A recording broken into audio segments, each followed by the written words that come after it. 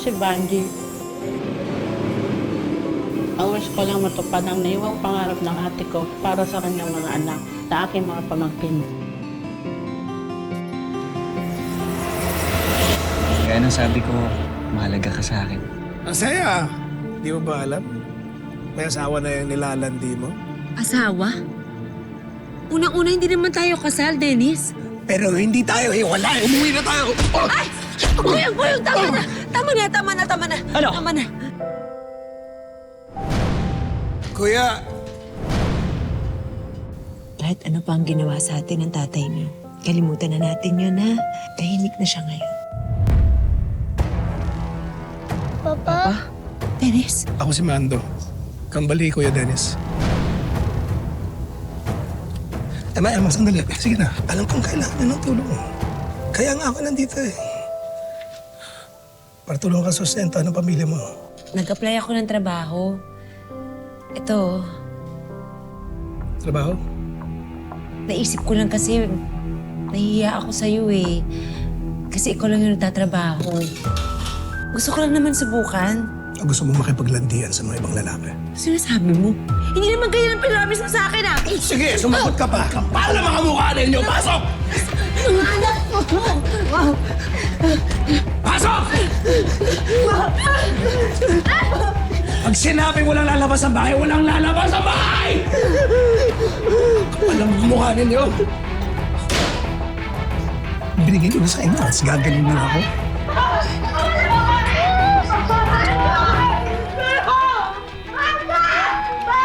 Tao po! Tao po! May delivery po kayo, parcel, para po kay Ma'am Emma Bautista! Ma'am! Ma'am! Ma'am! Doon po ako po sa Emma Bautista! Yes, ma'am. Ma'am, may parcel po kayo, ma'am. Tulungan niyo po kami!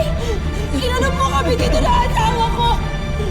Bakit niyo po kami tinulungan? Papatayin po niya kami! Sige, ma'am, tutulungan ko po kayo, ma'am. Tulungan niyo po kami para awa na lang!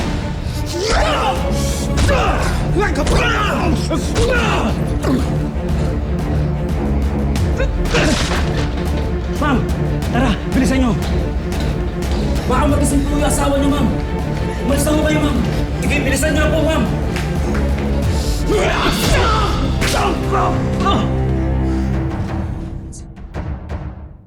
Mga kapuso, ngayong hapon, tutukan po natin ang pagtatapos ng tunay na kwento ni Emma. Isang konduktora na binuhusan ng gas at sinilapan ng buhay ng isang pasahero na dati niya palang live-in partner.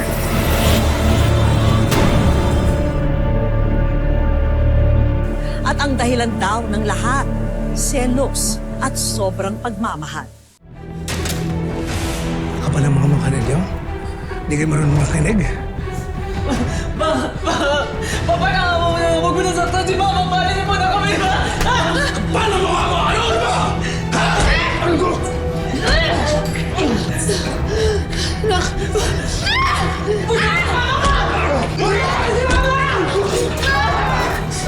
Kapal ang mukha mong bata ka!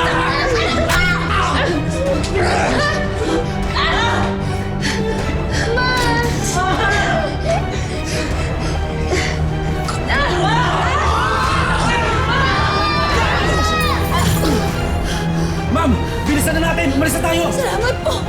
Tara, tatawag na rin po ng pulis. Ibang ko po! Ibang ko!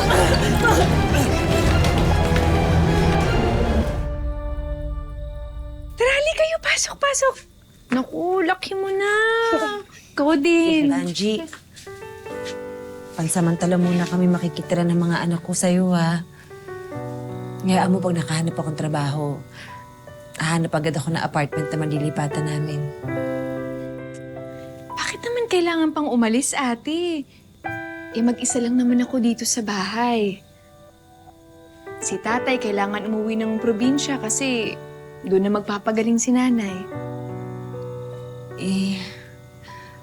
Ayoko naman maging pabigat kami sa'yo. Alam ko namang hirap ka rin sa pera dahil sa pagpapagamot mo kay nanay. Nadamay pa ba kami ng mga anak ko sa gastusin? Sana naiisip ko eh. Kaya ko bang mabuhay nang wala si Mando? Naku, huwag kang maniwala doon na hindi mo kayang mabuhay na wala siya. Ate, magkapatid tayo. Kahit nga isang instant noodles lang yung ulam natin kaya nating paghatian yun. Basta ang importante, magkakasama tayo. Ha? Siya nga pala ate, nakausap ko na yung kakilala ko. Sabi niya, tatanggapin ka na daw bilang konduktora. Talaga? Oo. Ako, salamat. Sabi ko sa'yo ate, di ba? Basta magtiwala ka lang, may awa ang Diyos.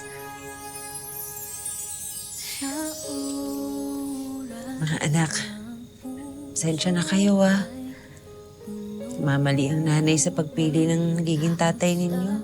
Di naman po namin kailangan ng papa eh. Kahit ikaw lang po, Ma. Sapat na po yun para maging kumpletong pamilya tayo. Mahal ko kayo, mga anak ko.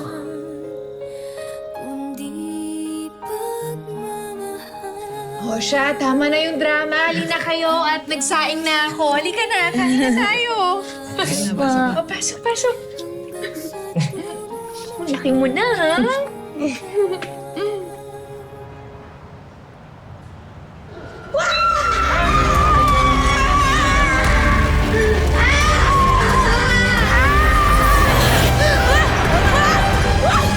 May pinapangungot po kayo.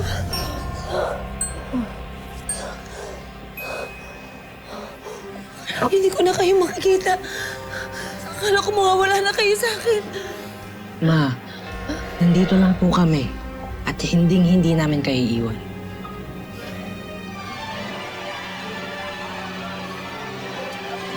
Uy, ate. Thank you ah. Ang saya-saya mo yata ngayon, Nag-aya ka ng mag-picnic.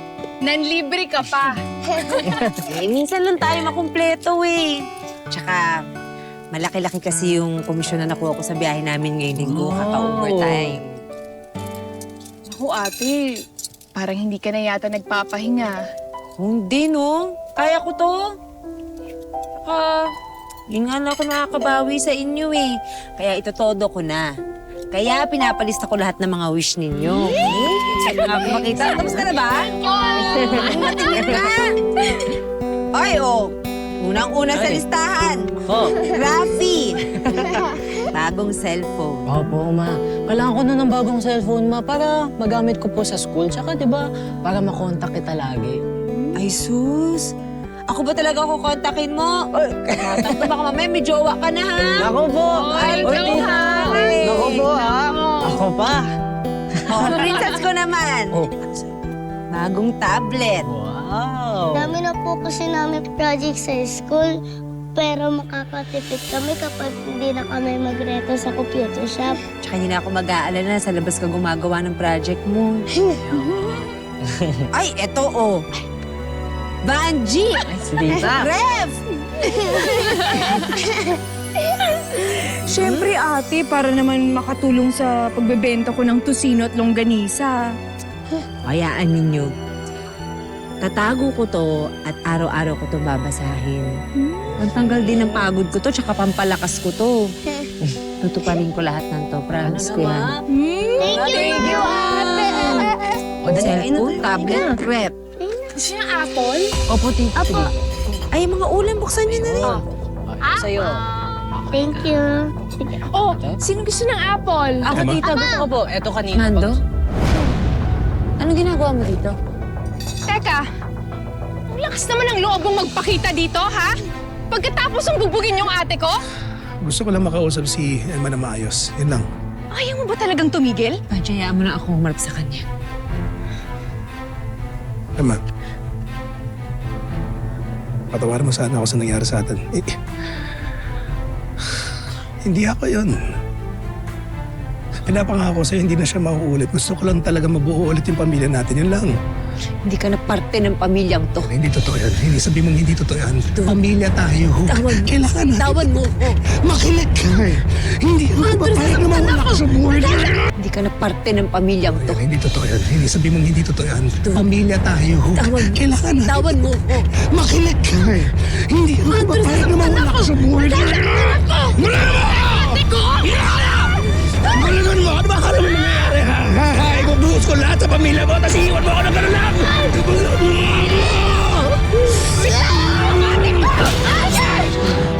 Suka mo saktan yung ate ko, ha? So ngayon, dalawa na kayo? Sasakay kita! Hoy! Ano yan? Huwag mo saktan ng mga babae! Hoy! Bumalik ka dito!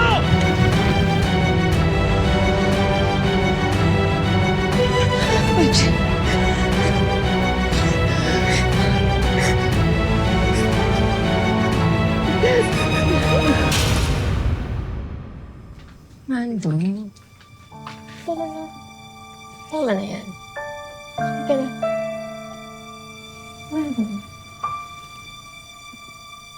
Si Emma na naman! Si Emma na naman yan! Di ba sabi ko sa'yo, tigilan mo na yung babae yan! Ulit ka na lang, ha? Umalis ka dito. Mapapatay kita.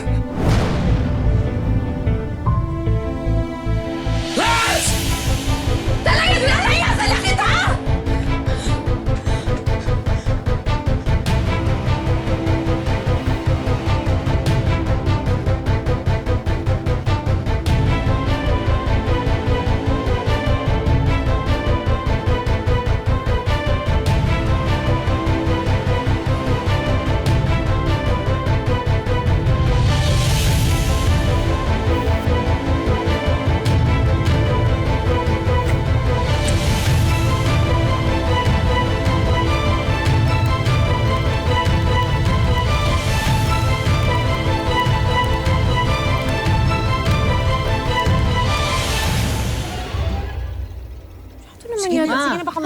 Ma! Bakit gising na kayo? Ma! Huwag ka na po kaya muna pumasok. Bakit naman, anak? Ay kasi ma, naginip po ako eh. Di ka na nga po umuwi. Magpahinga ka na lang kaya muna, Nay. Kahit isang araw lang. Kayo talaga tinatakot niyo yung mama niyo. Ate, huwag ka na lang kaya pumasok. Wala naman sigurong masama kung makikinig ka sa mga bata, di ba? Tingnan mo to, isa kape. Tatakutin kayo. Nak, hindi pwede. Eh, bayaran ng tuition ninyo, di ba? Tapos yung mga bills pa dito sa bahay. Tsaka, ano ko tutuparin to? Business ninyo. Ikaw yung rep mo. Oo nga. Sabuhan ko ma. Ate, baka may Patanghalin ka niya. Ano to? Sige na ma, mag-ingat ka po ah. Sige. Na malungkot, ha? Ay ma, mga anak ingat po. Pakabait kayo, ha? Opo. Ingat, Ma. Ingat, Ma. Bye-bye. Bye, Ate. Ingat, Ma. Ingat ma! Love you. I love you! Bye, ate. Bye ma, ingat ka po ah. Love you. Love you! Ingat po. Anniversary ng mama at papa ko. Nagpicture kami tatlo. Tapos, yung sa tabi ng mama ko, parang ayaw niya umalis kay mama. Yung pala yung nagpapahiwatig niya. Ay, hindi namin alam na kinabukasan pala. Pero ganun ang mangyayari sa kanya.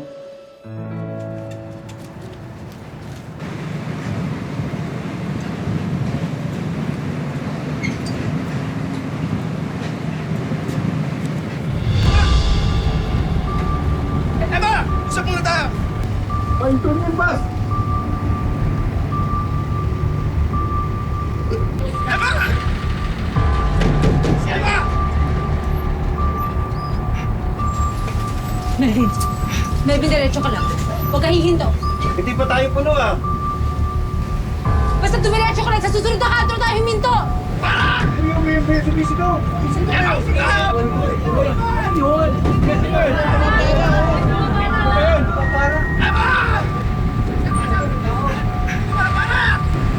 Tama! Para! Mama, ano ka? Para! Ako! Hindi na po ako Natatakot tuloy ako eh. Emma! Ay! Emma! Ay! Mado, bakit ano kailangan mo? Ano natin mag-usap? Mado, mahiya ka naman. Pati ba naman dito sa trabaho, magugulo ka? Ano kayo pakialam ko dito? Ha? Ano ba kasi ka tinatago mo? Sino ba yung lalaki mo? Yung driver ba? Ha? Ito ba? Ha? Pinagkaya sa bus, nakikipaglandian ka? Tumigil ka na! Wala akong lalaki! Ilang beses ko nang ulitin sa'yo! Alam mo mo, di ba? Lumawas ka na lang! Bumaba ka na! Ako aalis dito. Hindi ko nalalaman ang totoo! Hoy! Tama na yan! Tumira na ka! Ay! Lalabas! Pakuhay ng pulis! Away namin ito mag-asawa! Tumakay na papatayin na ako! Bakit sumabi na pinusap? Di ba nakiusap naman ako, di ba? Gusto ko lang naman magsama tayo ulit! Yun lang naman! Bakit ba ayaw mo? Ha? Nandiyan sa lalaki mo eh! Ha? Sino? Ha? Ikaw! Sino ka? Ha? Kapalang niya! Wala! Wala akong pakialam! Huwag mo maniwala!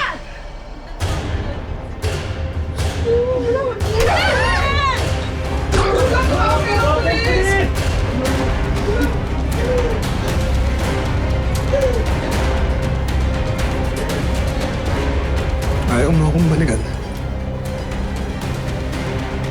Sisiguraduhin ko na walang lalaki makikinabang sa'yo.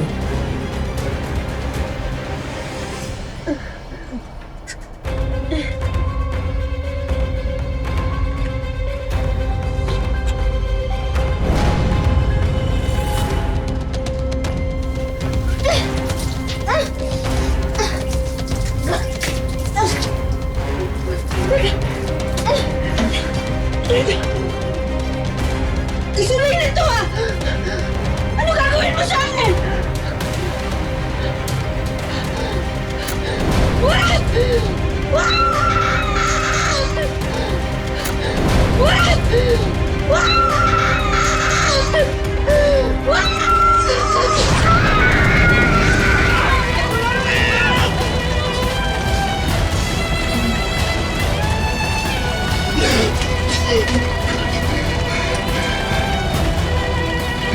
Siyempre na tayo magkasama.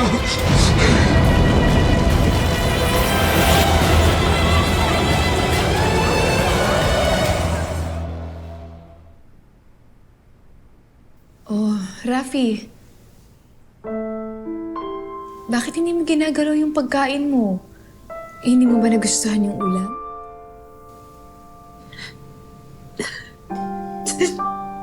Tita Banji. Tita, hindi pa rin po kasi ako makapaniwala eh. Tita, hanggang ngayon po, kinukulit ko yung sarili ko na panaginip ng lahat ng to. Nakasama pa namin si Mama. Nararamdaman ko na buhay pa si Mama. Nandun lang siya sa trabaho niya. Alam nyo, siguro kailangan na lang talaga nating tanggapin na wala na yung mama nyo.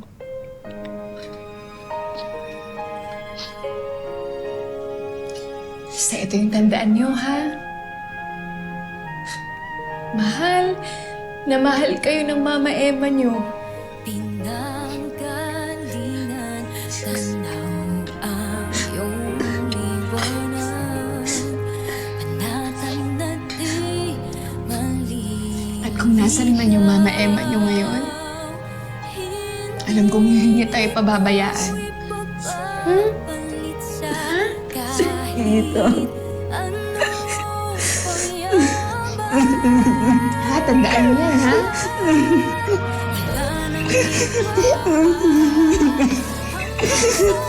Sige na, sige na. Kain na, kain na. Kain na kayo.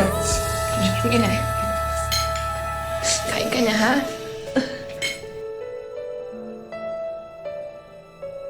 Hanggang ngayon, hindi pa rin matanggap ng kanyang pamilya ang nangyari sa kanya. Lalo na ang kanyang mga anak na araw-araw pa rin siyang hinahanap. Meron na kasamahan nila na friend din namin. Tumawag po sa akin that time, si ate mo, sabi yung ganyan po. Hindi ko alam kung sinunog, nasunog o ano. Nung una po, hindi kami naniniwala kasi madaling araw lang po siya nung umalis. Tapos may pumunta na lang po sa amin na kaibigan niya po, na taga sa amin, pumunta sa bahay. Sabi, check daw po namin yung balita. Kung si mama daw ba yung nasusunog. Parang shock ka talaga. Bakit nangyari yun sa kanila? Sa ngayon, sa tulong ni Vanji, kinakaya ng magkakapatid ang bawat araw.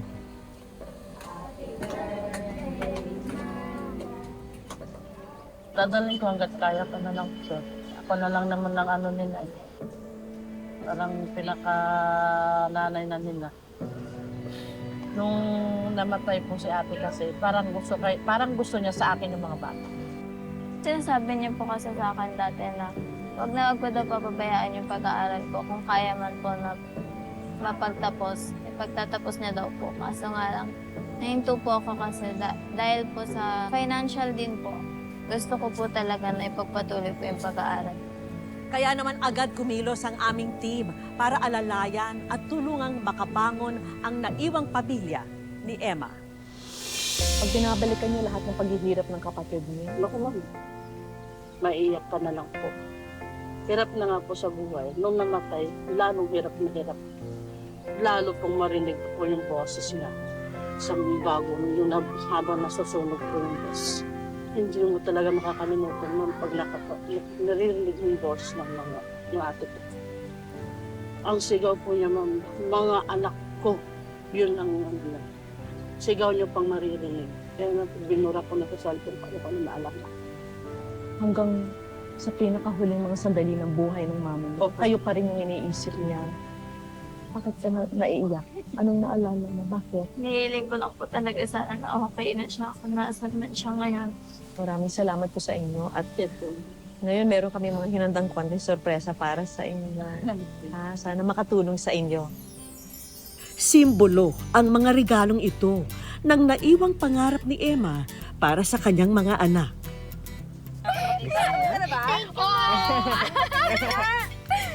Unang-unang listahan. Rappi.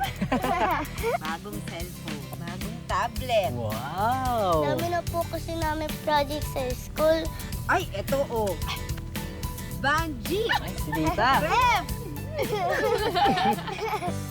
Mga gamit para sa kanyang mga anak.